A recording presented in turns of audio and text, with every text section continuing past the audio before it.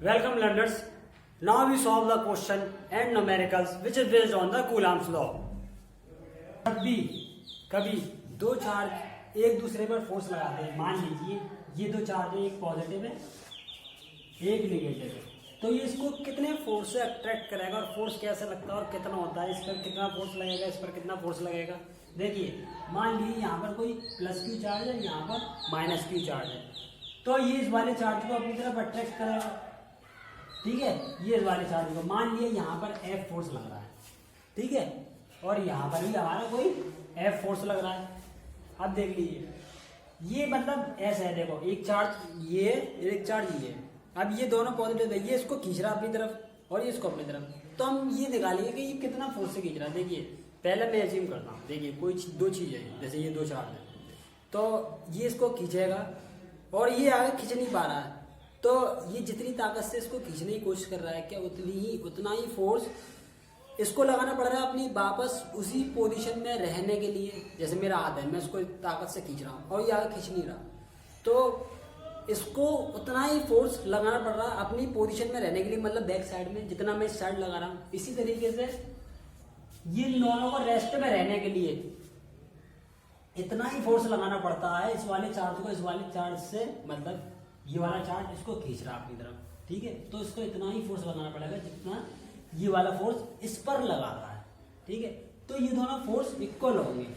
F मान लीजिए ये F डैश है और ये F, तो F डैश इज F, और वो किसके इक्वल होते हैं, K Q1 तो है नहीं, K Q अपॉन इनके बीच की डिस्टेंस R स्क्वायर।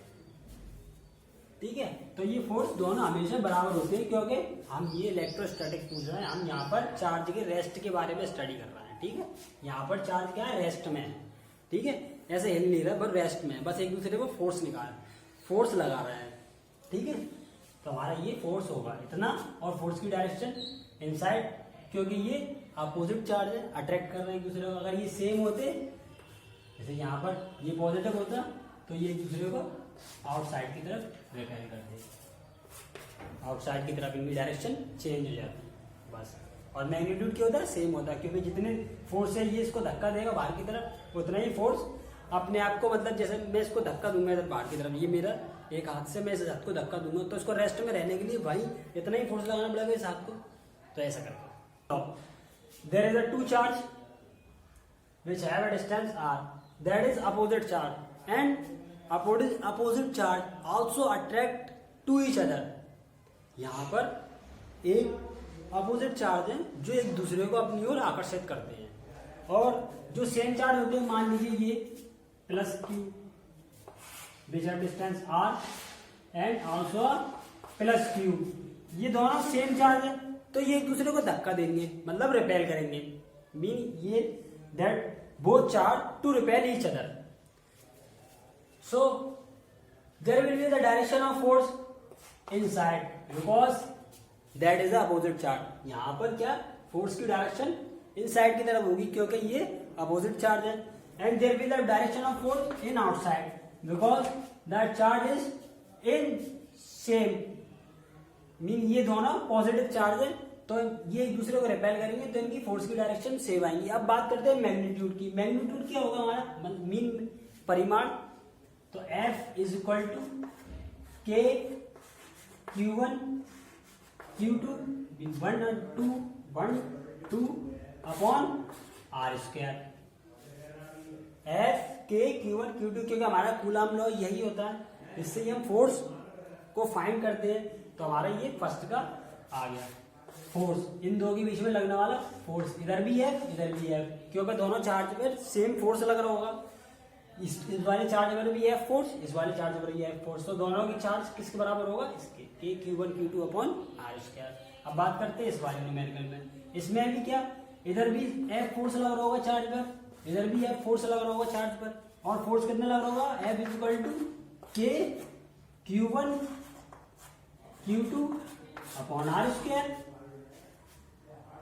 ठीक है, तो ये हमारे दो तरीके की डायरेक्शन होती है, when charge in same quantity that be oppose to each other, and when the charge is opposite then we attract. यहाँ पर क्या है, देखिए ये हमारे 3 चार्ज हैं, तो इन 3 की चार्ज मान लिया, ये Q1 is equal to positive charge और Q2 is equal to positive charge, Q3 is equal to negative charge है। तो यहाँ पर हम अपने तीनों चार्जों के बीच में फोर्स को फाइंड करेंगे और उनकी डायरेक्शन को फाइंड करेंगे, मतलब उनको किस डायरेक्शन में फोर्स लग रहा है। मैंने आप लोगों को बता दिया कि जब 2 चार्ज होते हैं अपोजिट या सेम, तो जो 2 चार्जों के बीच कूलाम लॉ से फोर्स लगता है वो सेम होता है और उनकी डायरेक्शन उनके साइन पे डिपेंड करती है, मतलब वो पॉजिटिव सेम चार्ज है या अपोजिट चार्ज है। ठीक है, अब बात करते हैं इन 2 चार्ज के बीच में लगने वाले फोर्स की। ठीक है, मान लिया फर्स्ट Q1 एंड Q2 के बीच में फोर्स निकालते हैं। ठीक है, देखिए सबसे पहले ये हमारा पॉजिटिव चार्ज, ठीक है, तो पॉजिटिव ये और ये भी हमारा पॉजिटिव। तो जब ये क्या सेम चार्ज है तो एक दूसरे को रिपेल करेंगे, मीन एक दूसरे को धक्का देंगे, तो ये आउटसाइड की तरफ इसकी डायरेक्शन और इसकी डायरेक्शन भी आउटसाइड की तरफ। कितना फोर्स लगेगा? F, और इसकी वजह से भी इसको बाहर की तरफ F फोर्स लगेगा। देखिए क्योंकि F फोर्स दोनों पे सेम क्यों लगता है, क्योंकि ये दोनों एक दूसरे को धक्का दे रहे हैं। जब 2 शख्स एक दूसरे को धक्का देंगे, जैसे मैं इसको इतनी ताकत से धक्का दूंगा तो ये भी तो जैसे नॉर्मल पड़ा है ना, उसी टाइप की प्रॉपर्टी होती है। नॉर्मल mg और नॉर्मल, कोई चीज सरफेस पर रखी हो तो जितना mg वाला होता है उतना नॉर्मल होता है। इसी तरीके से जितना फोर्स हम इस साइड लगाएंगे उतना ही फोर्स उस साइड लगेगा दोनों चार्जों पर। ठीक है, तो यहाँ पर हमारा दोनों चार्जों के बीच इधर भी हमारा F लग रहा है और इधर भी F लग रहा है, Q1 एंड तो अब देखिए इनका फोर्स निकालने के लिए सबसे पहले हम क्या करेंगे, कूलाम्स का लॉ लगाएंगे। तो कूलाम लॉ क्या होता है? K F is equal to K Q1 and Q2, mean यहाँ पर Q एंड Q अपॉन इनके बीच की डिस्टेंस कितनी? A। तो हमारा ये कितना आ गया? F12 कितना आया force? K Q square upon A square. ठीक है, अब निकालते हैं इन दोनों के बीच में फोर्स, क्योंकि ये नेगेटिव है तो ये एक दूसरे को अपनी तरफ खींचेंगे। क्योंकि देखो जब चार्ज सेम होते हैं तो धक्का देते हैं, एक दूसरे को रिपेल करते हैं, और जब चार्ज अलग अलग होते हैं तो एक दूसरे को अपनी तरफ अट्रैक्ट करते हैं, मतलब अपनी तरफ खींचते हैं। तो इनके बीच में इस इधर फोर्स लगेगा, इस वाले चार्ज की वजह से इस पर इधर फोर्स, और इस वाले चार्ज पर इसकी वजह से इधर फोर्स। ठीक है, क्योंकि ये अपोजिट चार्ज है। तो Q2 एंड Q3, तो ये हमारा क्या होगा?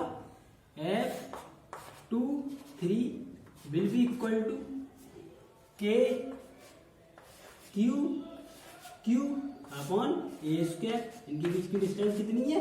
A। हमारा कितना है answer? K Q square upon A square.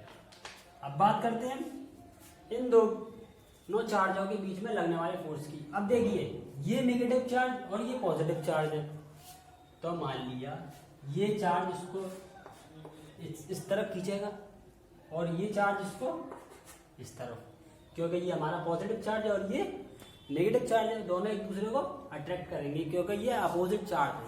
Opposite मतलब अलग अलग, एक पॉजिटिव एक नेगेटिव है। जब सेम चार्ज होते हैं तो एक दूसरे को धक्का देते हैं, और अपोजिट चार्ज होते हैं तो एक दूसरे को खींचते हैं। अब यहाँ पर देखिए जो इनके बीच में फोर्स लगेगा वो तो सेम होगा, क्योंकि इस चार्ज की वजह से दोनों पर एक दूसरे की वजह से फोर्स लगेगा F। तो F और कितना होगा? 3-1 will be equal to K Q upon A square, K Q square upon A square. ठीक है, तो हमारे ये तीनों के बीच में फोर्स आ गया, डायरेक्शन भी निकल आई। कैसे? एक का इस तरफ, इन दोनों का अपोजिट, क्योंकि ये सेम चार्ज है और ये इसको इस तरफ अट्रैक्ट करेगा और ये इसको इस तरफ अट्रैक्ट करेगा और ये इसको इस तरफ अट्रैक्ट करेगा। ठीक है,